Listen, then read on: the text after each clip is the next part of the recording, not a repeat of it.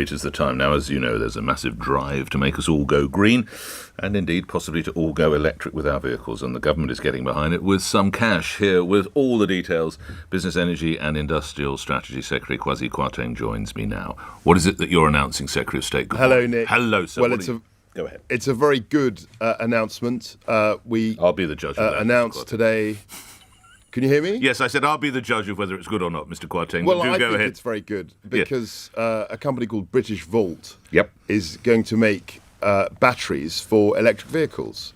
And this represents something like £2 billion of investment.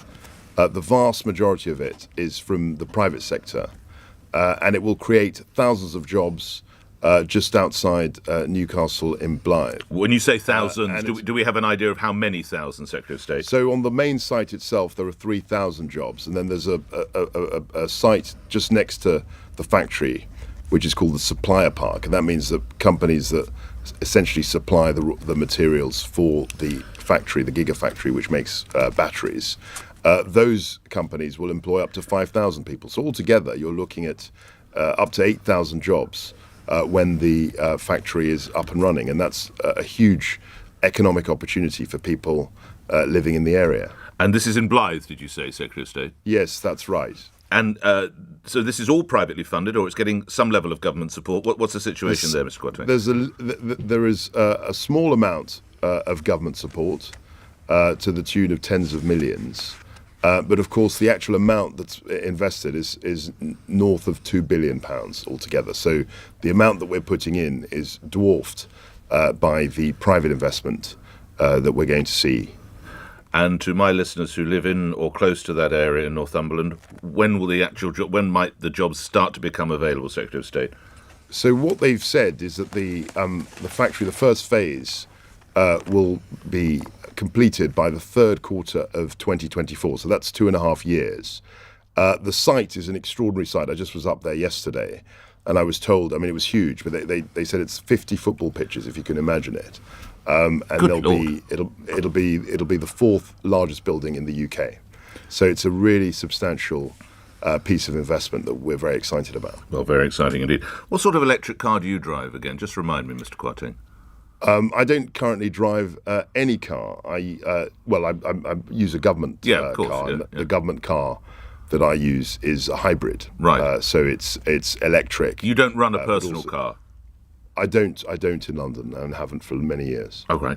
Can we come to other matters? On the front page of one of the newspapers this morning, the Daily Mail, unions at war with Prime Minister over back to office. Boris Johnson faces what's called a fierce battle with some union leaders after they attempt to frustrate his drive to get Britain back to work. What would you say to possibly some of those union leaders? What would you say possibly some of those workers? Well, I speak to union leaders frequently, as you can imagine, in my job, and I think we should get back to work. I've said that to the department that I run, BEIS, the Business, Energy and Industrial Strategy Department, that we want to get back to work. We've got to get back to some degree of normality. Some people are screaming at the radio, Mr. Kwarteng, I have been working. I've been working in my front room or my dining room or my kitchen. What is this man saying? We have been working. It's just we haven't been into the office. Don't take this the wrong way. He's old-fashioned. He wants us to take us back to the idea of some of the work mill. I think that people working in the office do get benefits from working with colleagues, being able to interact directly with them. And I want to get back to a sense that, the pandemic is turning from a pandemic into what scientists, biologists call it's an endemic. So it's something we have to live with.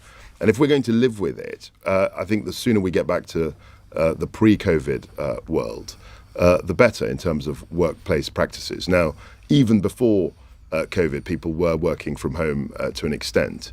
But I think the culture where, people can share ideas in the office is a very healthy one. And all we're saying is that the guidance is now, we're back on a normal footing. What percentage of your colleagues are back behind their desks in their respective offices in your department?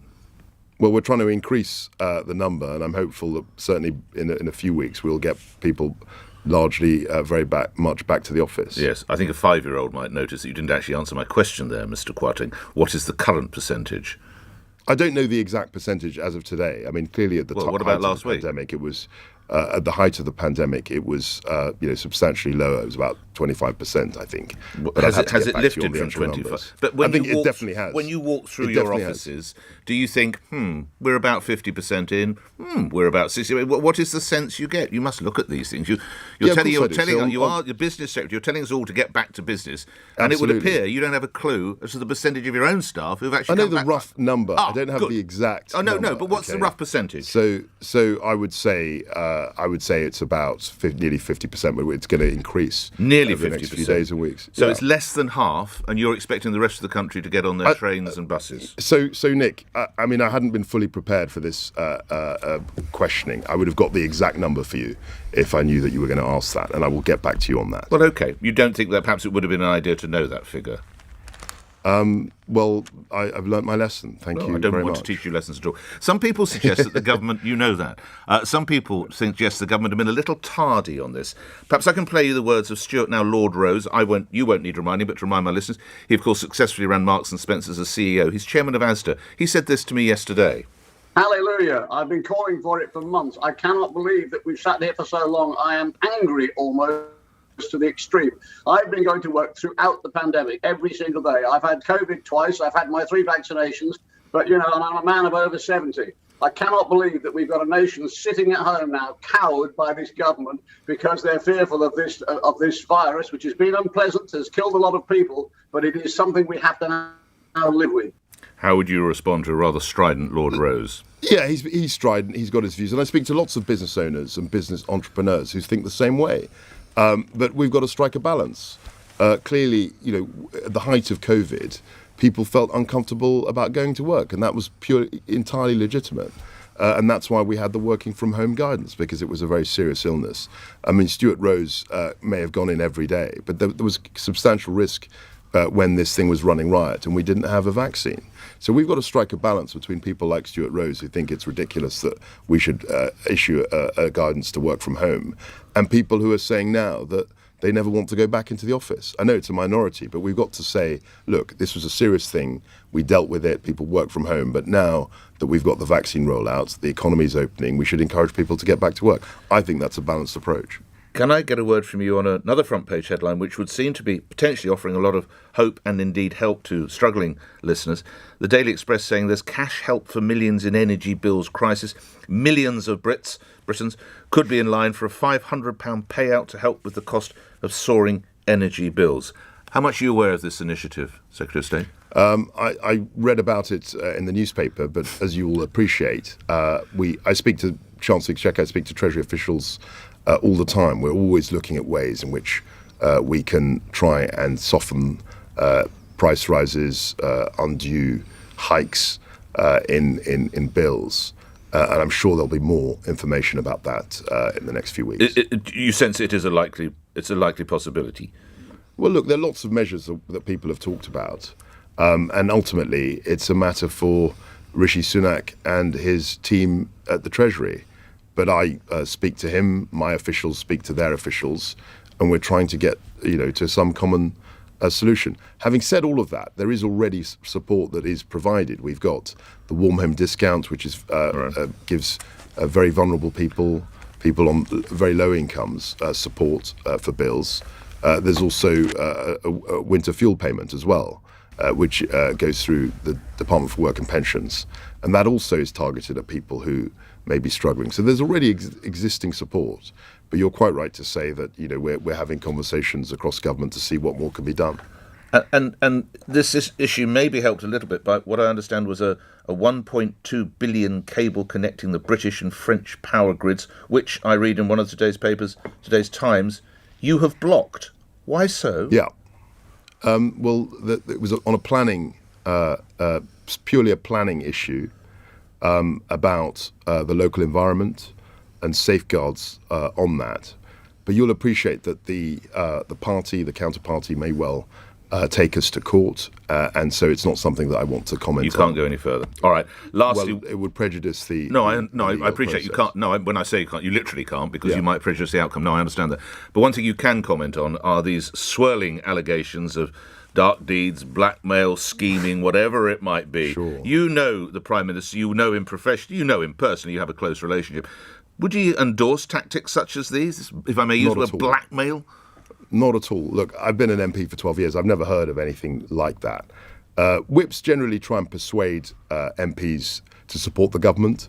There are ways that they do that, but I've never heard any suggestion that people were withholding funds. And actually, if you look at the process, anyone who knows anything about whips knows that they can't do that. They don't have it in their power to withhold funds or grant funds to local communities. That's done in an official way. It's done in a neutral way. It's done impartially. And it's completely irregular and unacceptable for whips to be suggesting to MPs that they won't get money for their schools and hospitals. You'd have to be a brave person to try it, because I know you, but no one's ever attempted to bully you in any way, shape or form. Not once. No. Well, generally my whips were a lot shorter than I was over the years, so I'm not sure how the physical intimidation or other forms of intimidation would have been effective. Lastly, we all must look forward to the Sue Gray report. What do you hope it might produce that will keep Boris Johnson in position? I think the Prime Minister enjoys the support of the Cabinet. I think we're 100% behind him. But obviously, as he said, we want to see what the report says. I'm grateful for your time. Thank you. Enjoy your weekend. Kwasi Kwarteng, Business, Energy and Industrial Secretary, appearing here on LBC, where at 2 minutes after 8, news is next. On your radio, on Global Player, and Play LBC. leading Britain's conversation. This is LBC. From Global's newsroom at 8 o'clock, Tory MPs who want to oust Boris Johnson have threatened to release